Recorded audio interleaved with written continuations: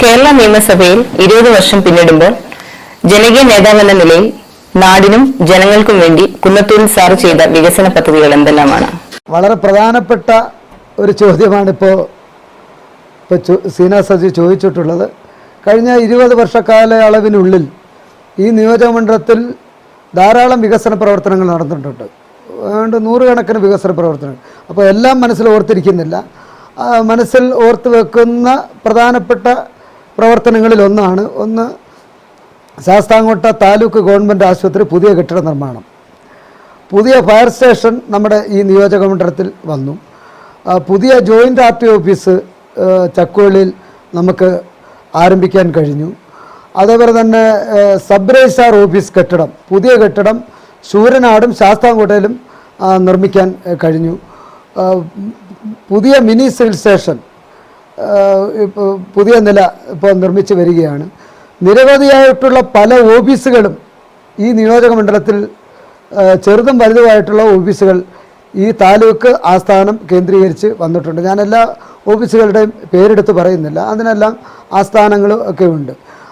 ഇപ്പോൾ നമ്മുടെ നിയോജകമണ്ഡലത്തിലെ 10 വില്ലേജ് ഓഫീസുകളും സ്മാർട്ട് വില്ലേജ് ഓഫീസുകളായി മാറുകയാണ്. അത് തന്നെ വലിയ മാറ്റത്തിൻ്റെ ഭാഗമായിട്ടാണ് നമുക്ക് കാണാൻ കഴിയുന്നത്. അതിലൊന്ന് നമ്മുടെ ശാസ്താംകോട്ട ശുദ്ധജല തടാകത്തിൻ്റെ സംരക്ഷണവുമായി ബന്ധപ്പെട്ട് കേരള വാട്ടർ അതോറിറ്റിയുമായി ആലോചിച്ച് അവരുമായി ചർച്ച നടത്തി നമ്മുടെ ശാസ്താംകോട്ട തടാകത്തിൻ്റെ ക്യാച്ച്മെൻറ്റ് ഏരിയ അളന്ന് തിട്ടപ്പെടുത്തി കേരള വാട്ടർ അതോറിറ്റിയെ കൊണ്ട് അതിർത്തി നിർണയിച്ച് അതിർത്തി സ്റ്റോൺ ഇടുകയും നിലവിലുള്ള അക്കേഷ്യ മരങ്ങളെല്ലാം പൊളിച്ചു മാറ്റി പുതിയ ഔഷധി ചെടികൾ അവിടെ വെച്ച് പിടിപ്പിക്കുകയുണ്ടായി. അത് നമ്മുടെ തടാകത്തിൻ്റെ സംരക്ഷണ പ്രവർത്തനത്തിൻ്റെ ഭാഗമായിട്ടുള്ളതാണ്. മറ്റൊന്ന് നമ്മുടെ എക്സൈസ് കോംപ്ലക്സ്, പുതിയ എക്സൈസ് കോംപ്ലക്സ് കെട്ടിടം ഇപ്പോൾ നിർമ്മാണം ആരംഭിച്ചു കഴിഞ്ഞു. പണി പൂർത്തീകരിക്കപ്പെട്ട ശാസ്താംകോട്ട റെസ്റ്റ് ഹൗസ് മുകൾ നില കെട്ടിടം പണിഞ്ഞു. വളരെ മനോഹരമായി കെട്ടിടം പണി പൂർത്തീകരിച്ച് നമ്മുടെ നാടിന് സമർപ്പിക്കപ്പെടുകയുണ്ടായി. ഞാൻ ഈ MLAയുടെ പ്രാദേശിക വികസന ഫണ്ട് ഉപയോഗിച്ചുകൊണ്ട് വളരെ പ്രധാനപ്പെട്ട കേന്ദ്രങ്ങളിൽ വിശ്രമ കേന്ദ്രങ്ങൾ ഇപ്പോൾ പണിയുണ്ടായി. അതേപോലെ തന്നെ വളരെ പ്രധാനപ്പെട്ട കേന്ദ്രങ്ങളിൽ മിനി മാസ്റ്റ് ലൈറ്റും ഹൈ മാസ്റ്റ് ലൈറ്റും സ്ഥാപിക്കപ്പെട്ട് കഴിഞ്ഞിരിക്കുകയാണ്. ഇനിയും കുറച്ച് ഓഫറുകൾ പല മേഖലകളിൽ നിന്നും വന്നിട്ടുണ്ട്. അതെല്ലാം നമ്മൾ അതാത് മേഖലകളിൽ പണി പൂർത്തീകരിച്ച് നാടിന് സമർപ്പിക്കുന്നതാണ്. പിന്നെ MLAയുടെ പ്രാദേശിക വികസന ഫണ്ട് ഉപയോഗിച്ചുകൊണ്ട് നിരവധി സ്കൂൾ കെട്ടിടങ്ങൾ നിർമ്മിച്ചു കൊടുക്കുകയുണ്ടായി. അതിൽ വളരെ പ്രധാനപ്പെട്ട സ്കൂളാണ്. ഞാൻ LP സ്കൂൾ വിദ്യാഭ്യാസം നടത്തിയത് കോവൂർ ഗവൺമെൻറ് LP സ്കൂളിലാണ്. ഒരു പഴയ കെട്ടിടമായിരുന്നു. ഞാൻ MLA ആയതിനു ശേഷം ആ പഴയ കെട്ടിടമെല്ലാം പൊളിച്ചു മാറ്റി 85 ലക്ഷം രൂപ ഉപയോഗിച്ചുകൊണ്ട് പുതിയ കെട്ടിടം നിർമ്മിച്ചു കൊടുത്തു. അതേപോലെ തന്നെ മൈനാഗപ്പള്ളി CH സെൻറ്റർ പഴയ കെട്ടിടം ഉണ്ടായിരുന്നു, അതെല്ലാം പൊളിച്ചു മാറ്റിയിട്ട് 95 ലക്ഷം രൂപയ്ക്ക് പുതിയ കെട്ടിടം നിർമ്മിച്ചു കൊടുത്തു. അതേപോലെ തന്നെ നമ്മുടെ ശാസ്താംകോട്ട KSRTC യാഥാർത്ഥ്യമായില്ലെങ്കിൽ പോലും MLAയുടെ പ്രാദേശിക വികസന ഫണ്ട് 1.5 കോടി രൂപ ചിലവഴിച്ചുകൊണ്ട് അവിടെ ഗാരേജ് നിർമ്മിക്കുന്നതിന് 1 കോടി രൂപ ഉപയോഗിച്ചുകൊണ്ട് ഗാരേജ് നിർമ്മിച്ചു. സബ് ഡിപ്പോയുടെ മോഡേണൈസേഷൻ നടത്തുന്നതിന് വേണ്ടി 50 ലക്ഷം രൂപ ചിലവഴിച്ചുകൊണ്ട് സബ് ഡിപ്പോ കെട്ടിടം പണിഞ്ഞു. യാഥാർത്ഥ്യമായില്ലെങ്കിൽ പോലും ഇത്തരം കാര്യങ്ങളെല്ലാം മനസ്സിൽ ഓർത്തിരിക്കുന്ന കാര്യങ്ങളാണ്. അതിൽ വളരെ പ്രധാനമായും എനിക്ക് ജനങ്ങളോടുള്ള പ്രതിബദ്ധത, 20 വർഷക്കാലമായി ജനങ്ങളോടുള്ള പ്രതിബദ്ധത എന്ന് പറയുന്നത്, ഞാൻ ജനപ്രതിയായതിനു ശേഷം കക്ഷി രാഷ്ട്രീയത്തിന് അതീതമായി ജാതിമത ചിന്തകൾക്ക് അതീതമായി പ്രവർത്തിക്കുന്ന ഒരു പൊതുപ്രവർത്തനം എന്ന നിലയിൽ, ജനപ്രതി എന്ന നിലയിൽ ഓരോ വീട്ടിലെയും ജീവിത സാഹചര്യങ്ങൾ മനസ്സിലാക്കി അവരുടെ ദുഃഖത്തിലും സുഖത്തിലും എപ്പോഴും പങ്കാളിയാകുന്ന ഒരു പൊതുപ്രവർത്തകൻ എന്ന നിലയിൽ എനിക്ക് ഓർത്തു വെക്കാൻ കഴിയുന്നത് അത് തന്നെയാണ്. ഞാൻ ജനങ്ങളോടൊപ്പം എപ്പോഴുമുണ്ട്. അവർക്ക് എന്താവശ്യമുണ്ട് ഞാൻ ആ സ്പോട്ടിൽ അപ്പോഴെത്തും. അവരുടെ ദുഃഖത്തിലും സുഖത്തിലും ഞാൻ അവരോടൊപ്പം സഞ്ചരിക്കുന്ന ഒരാളെന്ന നില, അതാണ് എനിക്ക് ജീവിതത്തിൽ ഏറ്റവും കൂടുതൽ ഓർത്തിരിക്കാൻ കഴിയുന്നത്. ഞാൻ ജനങ്ങളോടൊപ്പമാണ്. അതുമാത്രമല്ല, കേരളത്തിൽ ഏറ്റവും കൂടുതൽ ചികിത്സാ ധനസഹായം വാങ്ങിച്ചു കൊടുത്ത ഒരു നിയോജക മണ്ഡലമാണ് കുന്നത്തൂർ നിയോജക മണ്ഡലം.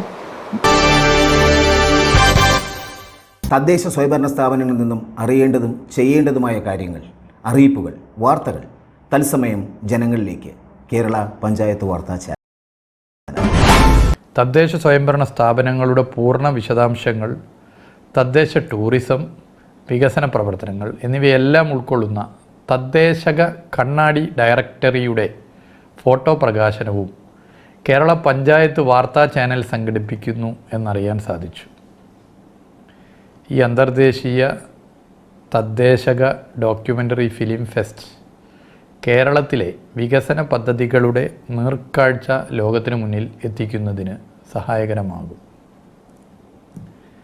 ഫെസ്റ്റിനും കേരള പഞ്ചായത്ത് വാർത്താ ചാനലിനും എൻ്റെ എല്ലാവിധ ആശംസകളും നേരുന്നു.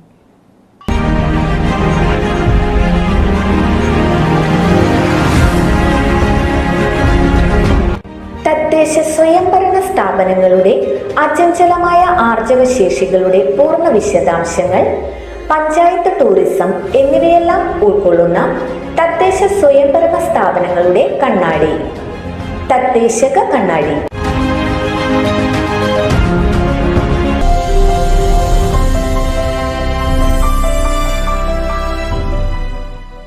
ബഹുമാനപ്പെട്ട മുഖ്യമന്ത്രിയുടെ ദുരിതാശ്വാസ ഫണ്ടിൽ നിന്നും ബഹുമാനപ്പെട്ട പട്ടികവർഗ വികസന വകുപ്പ് മന്ത്രിയുടെ കയ്യിൽ നിന്നും അതേപോലെ തന്നെ ആരോഗ്യ വകുപ്പ് മന്ത്രി, റവന്യൂ വകുപ്പ്, ഇവരുടെ കയ്യിൽ നിന്നെല്ലാം, ആ ഡിപ്പാർട്ട്മെൻറ്റിൽ നിന്നെല്ലാം കുന്നത്തൂർ മണ്ഡലത്തിലെ നിവാസികൾക്ക് ചികിത്സിക്കുന്നതിന് ആവശ്യമായിട്ടുള്ള ചികിത്സാ ധനസഹായം വാങ്ങിച്ചു കൊടുത്തു. കേരളത്തിൽ ഇപ്പോൾ 1-ാം സ്ഥാനത്ത് ഈ നിയോജക മണ്ഡലമാണ്. അതാണ് എനിക്ക് ഏറ്റവും കൂടുതൽ മനസ്സിൽ ഓർത്ത് വെക്കാൻ കഴിയുന്ന അത്തരം ചെറുതും വലുതുമായിട്ടുള്ള പ്രവർത്തനങ്ങൾ നടത്തിയ ഒരാളെന്ന നിലയിലാണ് എൻ്റെ മനസ്സിൽ ഓർത്ത് വെക്കാൻ ധാരാളമുണ്ട്. ഞാനതൊന്നും പേപ്പറിൽ എഴുതി വെച്ചില്ല. ഓർത്തോർത്ത് പറയാൻ ഒട്ടനവധി കാര്യങ്ങളുണ്ട്. അത് എല്ലാം ഞാൻ വിശദീകരിക്കുന്നില്ല. തീർച്ചയായിട്ടും ഇനി ഏതെങ്കിലും ഒരു അവസരത്തിൽ അത്തരം അഭിപ്രായങ്ങൾ രേഖപ്പെടുത്താൻ അവസരം ലഭിച്ചാൽ തീർച്ചയായിട്ടും അത് നോട്ടിഫൈ ചെയ്ത് അതെല്ലാം വളരെ കൃത്യമായി രേഖപ്പെടുത്താൻ എനിക്ക് കഴിയും. സാറിന്റെ രാഷ്ട്രീയ ജീവിതത്തിൽ ജനങ്ങളിൽ നിന്നോ ഭരണകക്ഷിയിൽ നിന്നോ ഘടകകക്ഷിയിൽ നിന്നോ പ്രതിസന്ധികൾ നേരിടേണ്ടി വന്നിട്ടുണ്ടോ? അല്ല, അതൊരു വളരെ പ്രധാനപ്പെട്ട ചോദ്യമാണ്. ഇപ്പോൾ ഞങ്ങളുടെ പാർട്ടി RSP കഴിഞ്ഞ 32 വർഷക്കാലമായി ഇടതുപക്ഷ ജനാധിപത്യ മുന്നണിയോടൊപ്പം നിന്ന ഒരു കേഡറൽ സംവിധാനമുള്ള ഒരു പാർട്ടിയാണ് റവല്യൂഷണറി സോഷ്യലിസ്റ്റ് പാർട്ടി RSP. കേരളത്തിൽ ഇടതുപക്ഷ ബദൽ കേരളത്തിൽ നടപ്പിലാക്കിയപ്പോൾ കമ്മ്യൂണിസ്റ്റ് പാർട്ടി ഓഫ് ഇന്ത്യ മാർക്സിസ്റ്റും കമ്മ്യൂണിസ്റ്റ് പാർട്ടിയും RSPയും ആയിരുന്നു അതിൻ്റെ പ്രധാന കക്ഷികൾ. ഇടതുപക്ഷ ബദലെന്ന ആശയം RSP തന്നെയാണ് കൊണ്ടുവന്നത്. അപ്പോൾ RSP തുടർച്ചയായി 32 വർഷക്കാലം കേരളത്തിൽ ഇടതുപക്ഷ ജനാധിപത്യ മുന്നണിയോടൊപ്പം പ്രവർത്തിച്ചു. ഒരു സുപ്രഭാതത്തിൽ പാർട്ടി LDFിൽ നിന്നും UDFിലേക്ക് പോയപ്പോൾ അത് ഒരു വലിയ പ്രതിസന്ധി എന്നിലുണ്ടായി. അത് വളരെ പ്രധാനപ്പെട്ട ചോദ്യമാണ്. കുറച്ച് നാൾ UDFിൽ നിൽക്കേണ്ടി വന്നു. ആ UDF ജീവിതം ഒരിക്കലും സന്തോഷകരവും ആനന്ദകരവും ആയിരുന്നില്ല. ഇടതുപക്ഷ ജനാധിപത്യ മുന്നണി എന്ന് പറയുന്ന ഈ തുറന്ന പുസ്തകം, അതിൽ വീണ്ടും ചേർന്ന് പ്രവർത്തിക്കാൻ കഴിഞ്ഞപ്പോൾ നാടിനോടുള്ള പ്രതിബദ്ധത ആണ് ഇടതുപക്ഷ ജനാധിപത്യ മുന്നണിക്ക് ഏറ്റവും എടുത്തു പറയാൻ കഴിയുന്നത്. അതുകൊണ്ട് ഒരു ഇടതുപക്ഷ പ്രവർത്തകൻ എന്ന നിലയിൽ അടിയുറച്ച് RSP ലെനിനിസ്റ്റിനോടൊപ്പം അടിയുറച്ച് നിൽക്കുന്ന ഒരു പാർട്ടി പ്രവർത്തകനാണ്. ഈ അടുത്ത കാലത്തായി കേരള നിയമസഭയിൽ നടത്തിയ ഒരു പ്രസംഗത്തിൻ്റെ ആസ്പദമാക്കി എന്നെ കുറച്ച് പേർ വഴിയിൽ തടയുണ്ടായി. അത് എൻ്റെ രാഷ്ട്രീയ ജീവിതത്തിൽ ഉണ്ടായിട്ടുള്ള ഒരു വലിയ സംഭവമായി ഞാൻ അതിനെ കാണുകയാണ്. എന്നെ തടഞ്ഞതിൻ്റെ പേരിൽ കേരളത്തിൻ്റെ ബഹുമാനപ്പെട്ട മുഖ്യമന്ത്രി എന്നോട് കാണിച്ചിട്ടുള്ള അത്തരം അതിക്രമങ്ങളെ അതിശക്തമായി പ്രതിഷേധം ബഹുമാനപ്പെട്ട മുഖ്യമന്ത്രിയും എൻ്റെ നിയോജക മണ്ഡലത്തിലെ മുഴുവൻ ജനങ്ങളും അത് രാഷ്ട്രീയം മറന്നുകൊണ്ടും എല്ലാം മറന്നുകൊണ്ട് എനിക്ക് സപ്പോർട്ടീവായിട്ട് അവർ സംസാരിക്കുകയുണ്ടായി. വലിയ സപ്പോർട്ടാണ് ഈ നിയോജക മണ്ഡലത്തിലെ ജനങ്ങളും പ്രത്യേകിച്ച് കൊല്ലം ജില്ലയിലെ ജനങ്ങളും എനിക്ക് നൽകിയിട്ടുള്ളത്. സാർ കഴിഞ്ഞ 20 വർഷമായി കുന്നത്തൂരിന്റെ MLA ആണ്. എന്തുകൊണ്ടാണ് സാറിനെ ഒരു മന്ത്രിസ്ഥാനത്തേക്ക് പരിഗണിക്കപ്പെടാത്തത്?